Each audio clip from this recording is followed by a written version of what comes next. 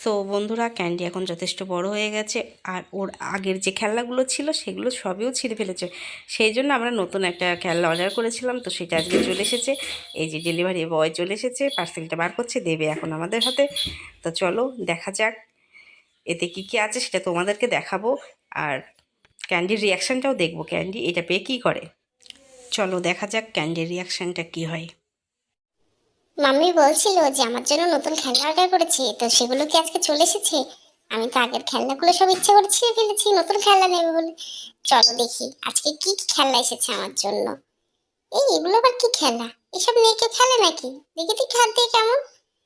এ তো ভালো লাগছে না আমার। আমার তো আগের খেলনাগুলোই ভালো ছিল। কেমন খেলনাই আবার দড়ির মতো? এই নিয়ে কেউ খেলে নাকি?